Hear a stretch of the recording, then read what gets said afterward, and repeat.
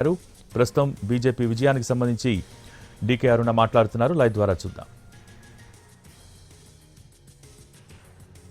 అడ్డుకునేటటువంటి పరిస్థితి మనం చూస్తున్నాం. రోజు వాళ్ళు పార్లమెంట్లో చర్చించలేకనే పార్లమెంటును రోజు అడ్జైన్ చేసేటువంటి పరిస్థితి కల్పిస్తా ఉంది కాంగ్రెస్ పార్టీ.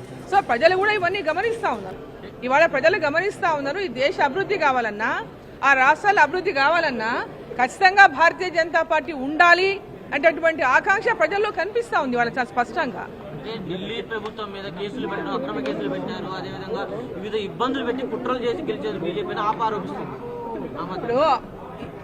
గత 10 సంవత్సరాలు గెలిచినప్పుడేమో ఆరోపణలు లేవు, ఓడిపోయినప్పుడల్లా ఓడిపోయిన వాళ్ళంతా ఇదే మాట మాట్లాడడం మనం చూస్తూనే ఉన్నాం. మొన్న ఈవీఎంల గురించి కాంగ్రెస్ పార్టీ మాట్లాడుతూ చూసినాం. గతంలో వాళ్ళు అధికారంలో వచ్చినప్పుడు లేదు దాని గురించి. ఇప్పుడు వాళ్ళు ఓడిపోతే ఈవీఎంలని బ్లేమ్ చేస్తున్నారు.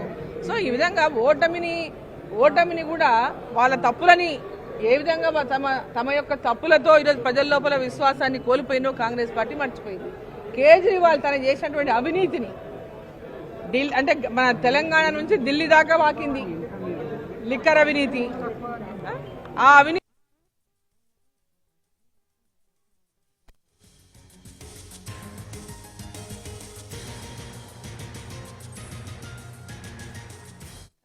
అంటే ఎక్కడ పోయినా మీకు చాలా స్పష్టంగా ప్రభుత్వం మీద వ్యతిరేకత కనిపించింది ఢిల్లీలో. కేజ్రీవాల్ మీద వ్యతిరేకత చాలా స్పష్టంగా కనిపించింది ఢిల్లీలో. మోదీ గారు ఉండాలా, ఇక్కడ